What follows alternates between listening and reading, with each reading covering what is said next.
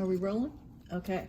So we are here today. We're going to do our basic demo that we usually always do for our new customers. We've got Ben from School of the Art Institute of Chicago over here, off camera, and he's watching the whole thing.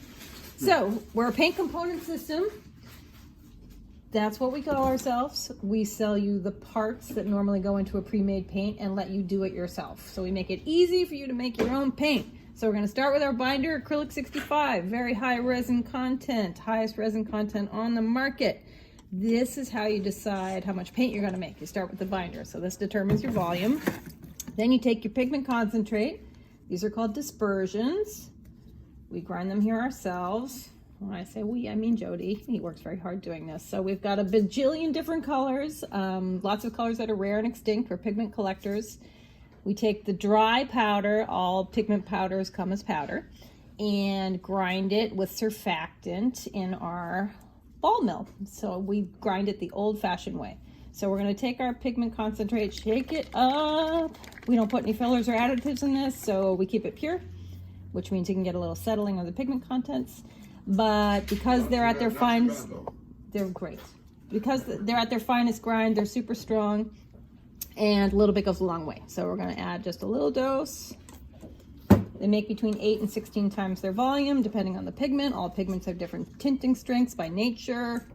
Okay, I'm going to stir that up. So you see just a little bit made that fully saturated. Acrylics are milky when they're wet, but they dry clear. So it's always going to dry a little bit darker. This happens to be a very super high resin. It's going to dry super glossy. Okay, then we have a rheology modifier called thickener number 1. This has a pH reaction with the ammonia in the acrylic. Okay, it's like a 1 to 5% in there. You go really quickly in one direction, 10 to 15 seconds. And then you have super thick paint. Oh. Yeah, super thick paint. Pretty cool, right? Yeah, Ben? Yes. Yeah. So the this is nice because it's so high in resin. That's not going to shrink a bunch on you. It's just going to sort of stay. It's going to dry just like that.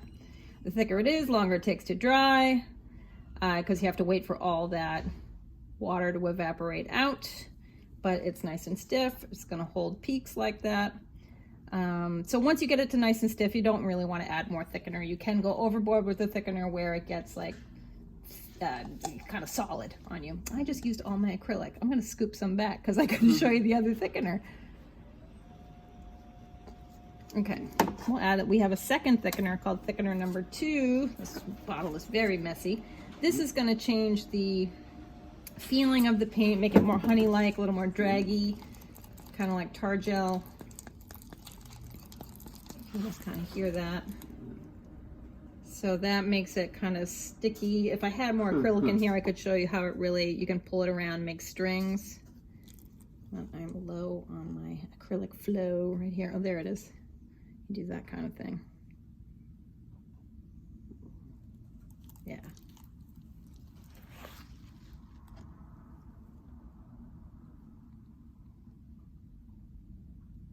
All right. And it has like a different kind of feel. It feels a little bit more like oil paint when it's in this consistency. Okay, now we're going to go to our water-based urethane, which is a different binder. So the binder that you decide on is what's going to determine your surface sheen. The pigment that you decide on is what's going to determine the transparency or opacity. Urethanes are clear when they're wet, so you can see the color you're going to get right away, rather than having to wait till it dries. So again, I don't want to make that much, so I'm going to, however much binder you put in the cup is what's going to determine your paint volume.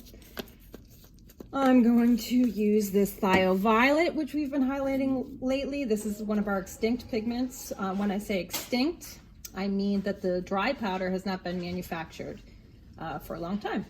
So this particular one has been manufactured in about 30 years, but we happen to have a decent supply of it, so we still sell it in all the sizes. Again, I'm going to shake this. This is a very red violet, PV36. That's the industrial pigment number, which stands for Pigment Violet 36. All pigments have pigment numbers by their nature. Whenever you buy a bottle of paint that says hue on it, that means it's a mixture, and you can usually turn that bottle around and see what those pigment numbers are on the back to see what it was comprised of. For instance, there's no such thing as a cadmium green. That's always a mixture, and you can see what the mixture is on the back. It's usually a cadmium yellow and some blue. Okay, so I just added a little bit. Urethanes are self-leveling, so that means it's going to settle out and you're not going to see brush strokes. So you can get this like beautiful enamel-like surface. But you can see how rich and beautiful this color is. And the other fun thing is our metallic, which I'm about to show you. Okay, so this is going to dry super glossy. This is called Urethane 32. Again, it's going to level out, so it's going to give you this like enamel-like surface. We have a matte version of this called Urethane Flat, which dries to a beautiful surface as well. Okay, where's my metallic? Super Shine Silver! This is an aluminum concentrate, so you can metallicize any color. Works best, of course, with transparent pigments. So Thioviolet happens to be a transparent pigment. Wouldn't really notice it too much in this Naphthol Vermilion because that's a very opaque pigment. Okay, again, shake it. Concentrated like everything else we sell, so you don't need to add a lot. That's probably more than enough. Yeah, so that's super metallic now. We're losing our light here. Hopefully you can see this on the camera. Doing this a little bit late in the day. But yeah, see how metallic that got?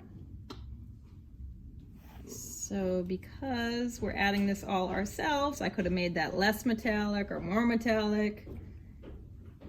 You control your saturation at all times. That is the nice thing about this system.